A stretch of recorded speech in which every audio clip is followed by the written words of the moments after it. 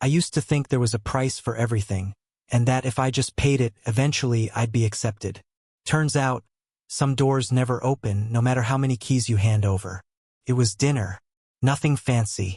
Just grilled chicken, Caesar salad, and that $9 vegan ice cream Madison liked. Non-dairy, of course, coconut milk, ethically sourced, sold in a pint so small it looked like a joke. I had picked it up on the way home after work, weaving through traffic, still wearing my boots and sweat from the sight. My back hurt. My hands were scraped from a busted water line I shouldn't have been fixing myself. But plumbers don't come cheap, and this month had already been tight. Lauren had texted, "Let's eat together tonight. Feels like we haven't all sat down in a while." I thought maybe that meant something. I thought maybe she was trying again. So I said sure. I stopped for the ice cream. I grilled the chicken. I made her damn salad with the anchovy dressing Madison always wrinkled her nose at. The table was set when they walked in. Madison first, earbuds dangling from her hoodie, followed by her brother Landon, 13, glued to his phone like always. Lauren came last, still wearing her work blazer, hair tied back, face unreadable. They sat. Plates clinked. Ice cubes shifted in glasses. Small talk wandered out of my mouth like smoke. How was school? Anyone need help with homework? Nothing landed. Then it came. Madison set her fork down and looked at me. Not past me, not through me, but at me. For once. And then she said it. "You're nobody to us. You're just the guy Mom sleeps next to." She didn't raise her voice. Didn't smile. Didn't blink. It was surgical. Cold. Practiced, like it had been drafted and redrafted in the notes app on her phone.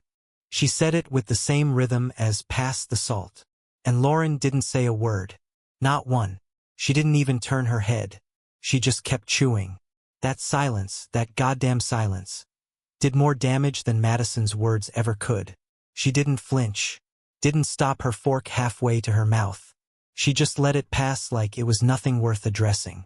As if I wasn't worth defending. That's when I understood what I was. I wasn't her husband. I was her buffer. The man she let take the heat so she didn't have to. The one who paid the bills and got called not real anyway. I didn't ask for gratitude. I didn't want to be called dad. I just wanted to matter, to be seen, to not be erased with a single sentence while the woman I sacrificed for sat there, letting it happen. I didn't speak. I didn't clear my throat or raise my voice or demand an apology. That would have made me look fragile, and fragility gets mocked in that house. Instead, I lowered my eyes and stared at the ice melting in my glass. I thought about the things they didn't know, things I never threw in their faces, like how the entire Florida trip they were planning, the one they'd been posting about for weeks, wasn't paid for by some magical fund.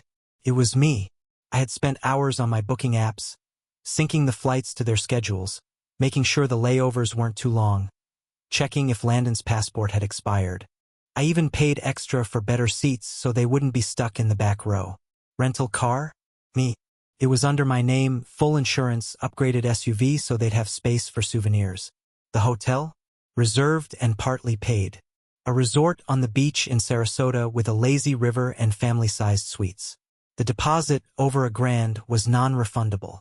Theme park tickets, fast passes, meal plans, even the waterproof phone pouches Madison insisted were must-haves, because her TikTok friend had one? All me. And the luggage. The expensive 4-piece Samsonite set Lauren had mentioned in passing. Madison had sent her a screenshot with the caption, "These or nothing." So I bought them. They didn't know it, but I had been slowly paying it off with side work. Nights spent fixing drywall for a neighbor, weekends doing patch jobs on leaky basements. I took those jobs because I wanted the trip to feel like something whole, something real, something they could look back on and say, he tried, he showed up. But sitting at that dinner table, I realized something brutal. They didn't want me to show up, not as I was, not with the weight I carried. They wanted the perks, the upgraded seats, the nice hotel, the car that didn't break down halfway to the beach. But they didn't want me, not as a father, not even as a man. I was the guy who paid for the things they bragged about, but I was never going to be invited into the photo. I saw it all so clearly, And not for the first time, just the first time I allowed myself to name it. This had been building for years. The passive-aggressive jokes. The real dad stories. The way Madison always said "mom" and "us" when talking about memories, as if I was an afterthought at best.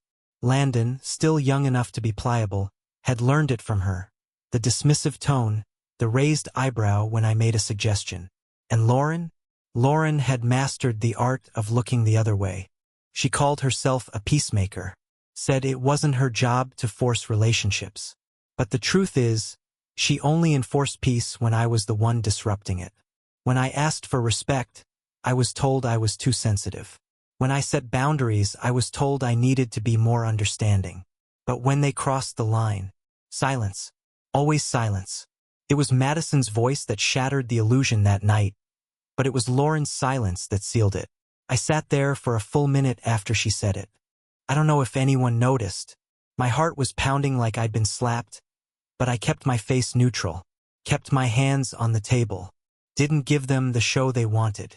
Then I stood up, quietly, and took my plate to the sink. No one stopped me. No one followed. I walked down the hall, past the luggage in the closet. The expensive set. The one I had hidden receipts for, just so Lauren wouldn't feel guilty. I stopped at the office door, closed it behind me, sat down at the desk and opened my laptop. And that's when I made the decision. Not in anger, not in spite, in silence. The kind of silence that changes things. I didn't slam a single door. There were no shouting matches. No grand monologues. No, let me tell you what I've done for this family speeches. Not that night. Because if I had to explain it, they were never listening in the first place. That's the thing about betrayal. It rarely arrives with screaming. It arrives quietly, in calm sentences that pierce like ice, in the silence of people who should have said something and chose not to. So I opened my laptop. I logged into the airline's portal. Our flights, round trip to Tampa, 2 adults, 2 children, were under my name. I'd booked them months ago, staggered payments so it wouldn't hit all at once. Flex dates, refundable fare. I paid more for that, thinking it was smart. Now it was Providence. I canceled every ticket. For cancellations. Each one lit up with a green checkmark. Refunds issued back to my card. Next, the car rental. Mid-size SUV, reserved for 6 days, full coverage, roadside assistance. Canceled. Then the transfers. I had booked an airport shuttle to the hotel because Lauren didn't want to deal with a second rental. I opened the email confirmation, clicked the cancellation link, and watched it vanish. Gone. The hotel was trickier. They had already charged the deposit, $1,100.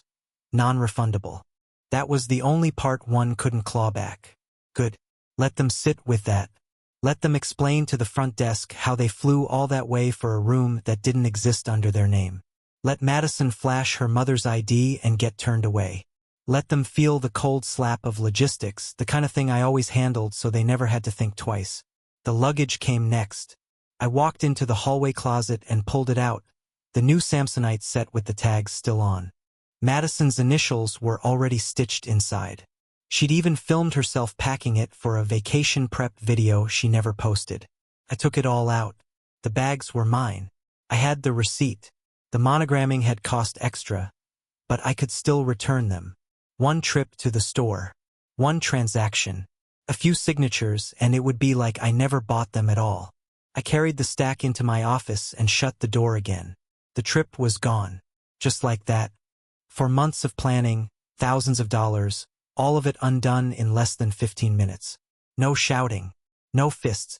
Just clicks. A soft kind of war. And still, I didn't feel vindicated. There was no rush of victory. Only a strange, aching quiet inside me, like a house that had been cleared out. I thought I might feel powerful, maybe even proud, but what I felt was older than either of those things. What I felt was done. Not angry, not sad, just done. I slept on the couch that night. Lauren didn't come looking for me. She never asked why. Maybe she thought I needed space. Or maybe deep down she knew. She knew what Madison had done. She knew what she'd allowed. The next morning I woke early. The house was still asleep. I made coffee, took it black, stared out the window for a long time. I remember thinking, what if they don't even notice right away? What if the cancellations don't show up until a week from now, when they're packing and checking in online? What if Madison thinks it's a glitch? What if Lauren blames the airline? But no, it didn't take that long. It unraveled faster than I expected. That evening, Lauren called out from the bedroom. Did you change the flight times? Madison said hers disappeared from her app. I didn't answer. She came into the living room, holding her phone, brow furrowed. Are the flights still on your account? I looked up. No. No, they're not on your account? No, they're not on any account. She paused. What do you mean? I canceled them. She laughed once, like I was joking, but my face didn't change. What? I canceled the flights, and the car, and the transfer. You're serious? I nodded. You said you wanted a family getaway. I'm not part of the family, so you don't need me on the getaway. Her mouth hung open for a second, then closed. Is this about last night? This is about the last 4 years. She took a step back. You're punishing all of us. No, I said. I'm stepping out. That's different. Lauren didn't scream. She wasn't the dramatic type. She stared at me for a long time, the wheels turning in her head, trying to calculate whether this was salvageable or permanent. Then she walked away, into the bedroom. I heard drawers open, a suitcase zip. Panic didn't arrive until later. It arrived in pieces. Madison came downstairs an hour later, eyes locked on her phone. Did the app glitch? She asked. My flight's gone. I didn't look up. It's not a glitch. Landon appeared behind her.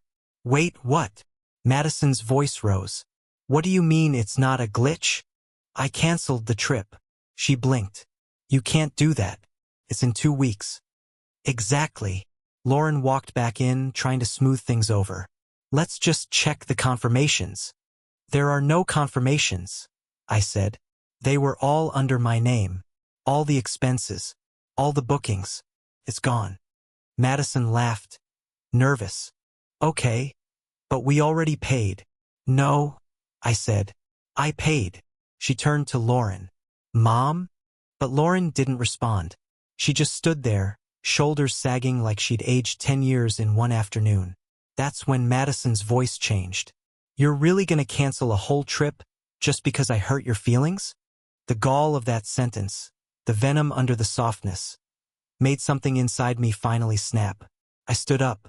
I canceled a trip, I said, because I finally accepted the truth. I'm not part of this family. I'm the wallet, the driver, the fixer, the man your mother sleeps next to. And when I stopped performing one of those functions, you made sure I knew exactly where I stood. Lauren stepped in, her voice hushed. Can we talk about this privately? No, I said. No more closed doors. No more pretending. She humiliated me at my own table, and you said nothing. That's not privacy. That's betrayal. Madison rolled her eyes. So dramatic. But Landon, he didn't say anything.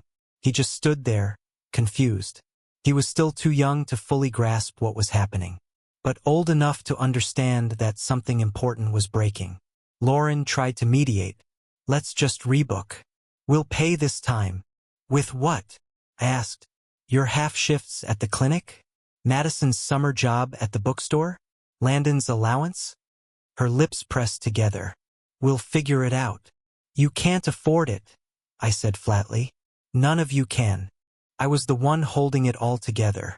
Quietly, consistently. You didn't see it because you never had to. Now you will. I went back to the couch. No more yelling. No more explanations. They moved around the house like ghosts after that. Madison kept checking the flight app, as if the tickets might magically reappear. Landon asked twice if we were still going. Lauren didn't answer. She stayed in the bedroom most of the night, on the phone with customer service. I heard her whispering into the receiver, asking about the hotel, trying to recover the deposit. I didn't interrupt. Let her try. Let her see what I've been shielding them from all this time. The mess of it, the cost of it, the logistics that collapse when there's no one left to carry them. When I went to bed, I closed the door and locked it behind me. I heard Madison crying through the wall. I didn't feel sorry. Not because I wanted her to suffer, but because I needed her to feel something real. Something that didn't come with a price tag. Madison didn't speak to me.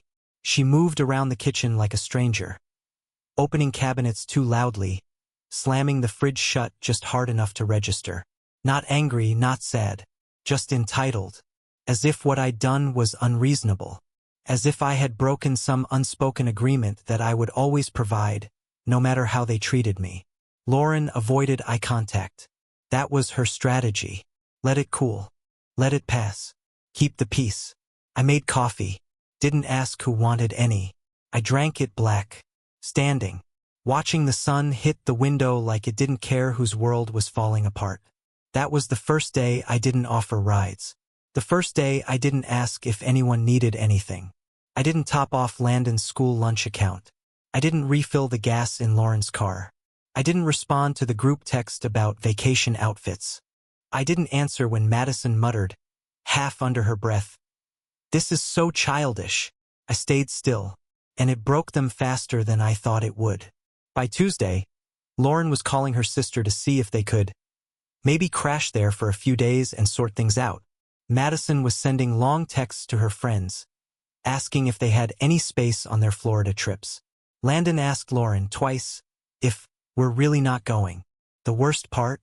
Lauren didn't tell him the truth. She said the trip was postponed. Postponed, as if it were a rain delay, as if it hadn't already been shredded, piece by piece, because no one in that house could say the word respect out loud without choking on it. The next day, the panic truly arrived. It came in the form of Madison's voice rising through the floorboards. I was downstairs, finishing up invoices in the office, when I heard her pacing, talking to someone on speakerphone. They said the reservation doesn't exist anymore. The hotel. I gave them the name, Mom's, mine, even his, and they said the booking was canceled and there's nothing under any of us. She went quiet. Then, "No, we didn't book it. He did. I told you, he's being a dick." I heard the phone slam. I heard her door close. Then silence. Lauren found me that evening. She stood in the office doorway, arms folded, face unreadable. "You canceled the hotel too." "I canceled everything," I said. "That was the point." Madison's upset. She said I was nobody. Now she's experiencing life without a nobody funding her vacation. She's 17. And I'm not. I looked up at her. So who's responsible for her words? Her? Or the adults who let her believe they don't cost anything?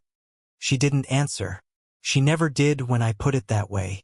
I stood up and walked past her, through the hallway, into the bedroom. The floor creaked under my steps. Every movement felt like a verdict. They had made this house a courtroom long ago. I was just finally presenting my case. By the weekend, reality set in. The Florida trip no longer existed. The flight reservations had evaporated. The rental company had reissued the car to someone else. The resort, the beautiful beachside ocean view suite, was gone. Someone else was sleeping there now, probably sipping a drink on the balcony I had paid the deposit for.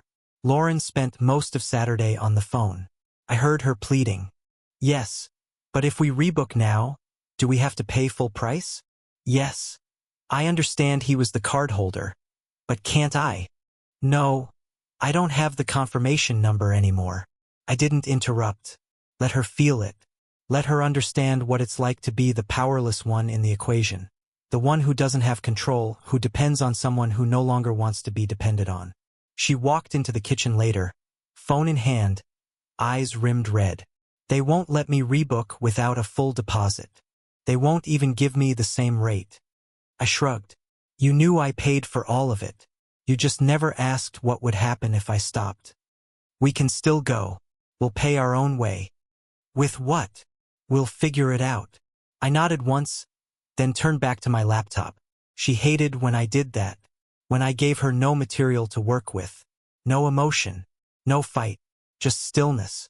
She didn't know how to manipulate stillness. None of them did. Madison cracked first. It was 2 days later. The realization had finally landed. She wasn't going anywhere. No beach. No Instagram stories. No 10 lines. Her friends were leaving the same weekend we were supposed to. The photos would begin soon. She came into the living room around 11:30 p.m. I was watching a documentary, not really following it, just watching to keep from thinking. She didn't sit, just stood in the doorway. I didn't mean it like that. I paused the TV. Didn't mean what? That thing I said. At dinner. I waited. She looked uncomfortable. I was just mad. Was it the first time you thought it? She didn't answer. That's what I thought. She took a step back. So what? This is your way of getting back at me? No, I said. This is my way of removing myself from a situation where I'm not welcome. But it affects Mom. And Landon. Not just me. I know. Then why punish them? Because silence is a choice too. She left after that. No apology. Just a half-baked excuse, tossed like a bone to a dog she hoped might still fetch. She still didn't understand. Not really. Landon came to me next. Of all of them, he was the one who had shown the smallest cracks of warmth. Question here, a thank you there. Nothing big, but real. He found me in the garage. Are we really not going? We're not. He looked at the floor. I told my friends we were. I'm sorry. Can't you just fix it? No. He looked up. Why not? Because fixing it would mean pretending none of it happened. I didn't explain more. He didn't ask. The house felt heavier after that. As if the air knew what had been lost. Not just the trip, but the illusion of something whole. Lauren barely spoke to me. We slept in the same bed, but she faced the wall now. Her phone buzzed constantly. Texts from her sisters, from her mother, from her friends. I'm sure I was the topic. The cruel husband, the grudge holder, the man who canceled a vacation because his pride got hurt. But none of them had seen what I'd seen. None of them had been at that table.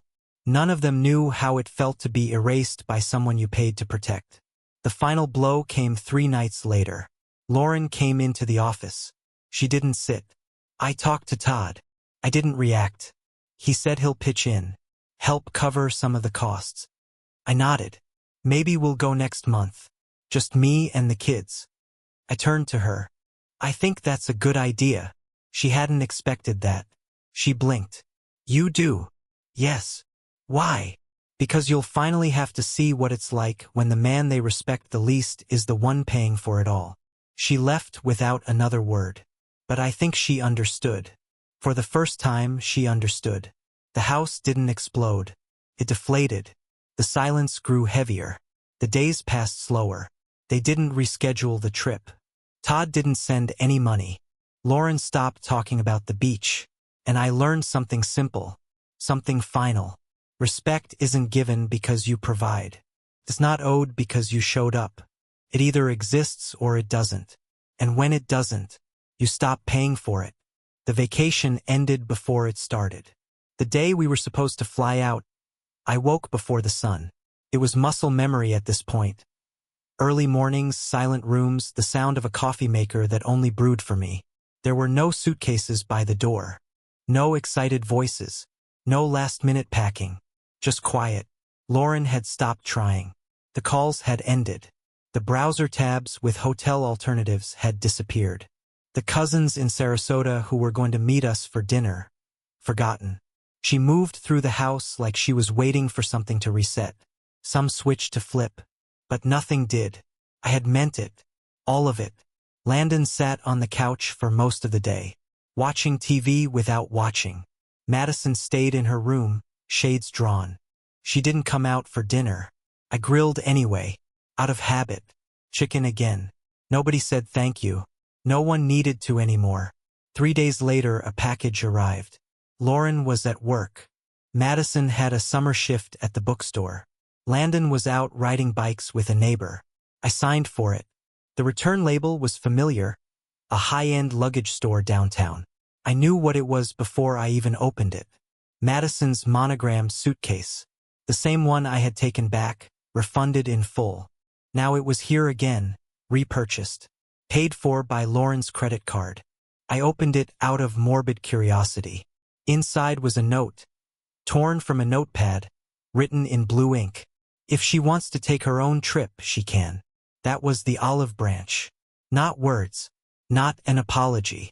A transaction. Still playing by the same rules. Still thinking money could fix what silence broke.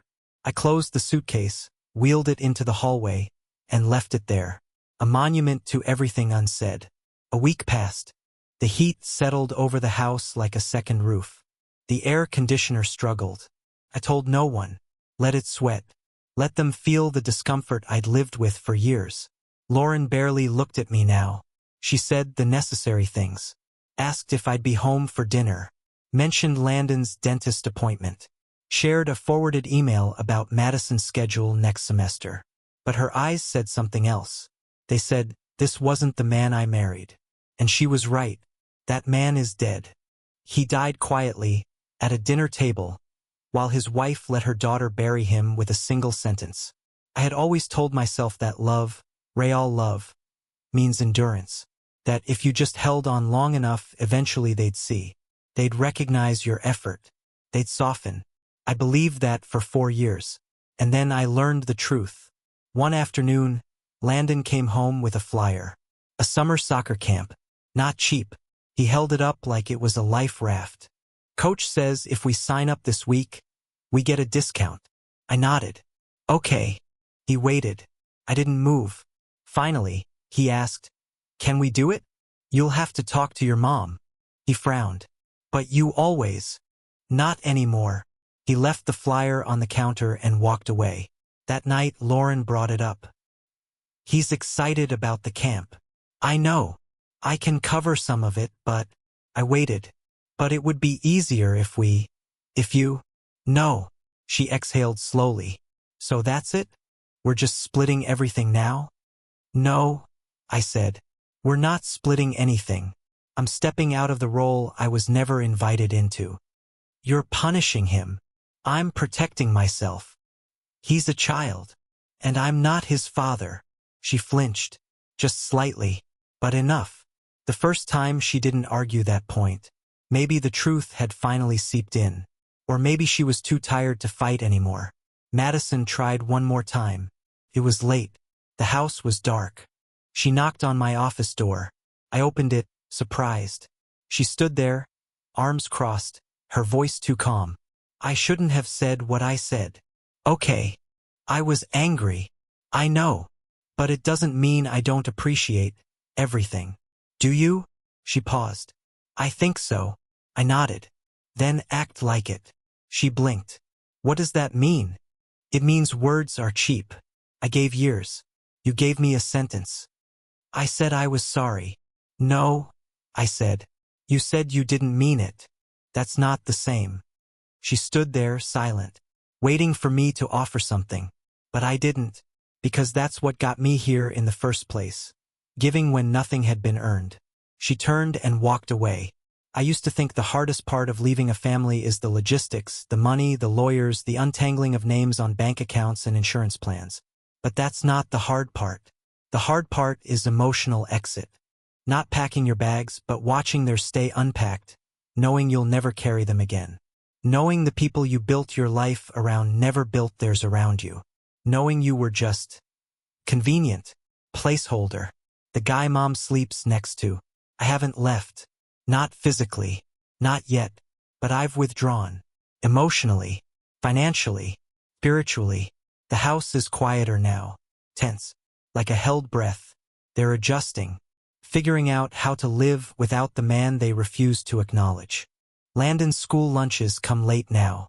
Madison takes the bus more often. The Wi-Fi went down for 2 days before Lauren noticed the payment had bounced. She paid it. Late, but she paid it. We don't fight. We don't talk. We orbit. The things I used to do, oil changes, tax prep, tutoring Landon in math, keeping track of birthdays, cleaning out gutters, they go undone or fall to her. And every time something breaks, I watch her hesitate. She looks at me, hoping the old man will rise. He doesn't. He's gone. Sometimes I still think about Florida. The hotel room. The balcony. The photos we never took. Would it have changed anything? One more week of pretending? One more slideshow of fake smiles? No, it would have delayed the reckoning. That's all. The disrespect was already there. It just hadn't been invoiced yet. Now it has. The final balance? 4 years of loyalty. 4 years of showing up. 4 years of spending money like love would follow. And all I got was a sentence. So now I leave them with one of my own. If I'm not family, then my money isn't family money either. It's that simple. It always was. So here's the question I ask you. Whoever's still reading, still listening, still deciding what side of this you fall on, was I wrong? Was I wrong to draw the line when no one else would? Was I cruel? Petty? Unforgiving? Or did I do the only thing a man has left when his presence has been reduced to a punchline? Would you have endured it? Would you have stayed? Would you have paid for the privilege of being ignored? Because I did, until I didn't. And maybe that's the lesson. Love without respect is slavery. And I finally walked free.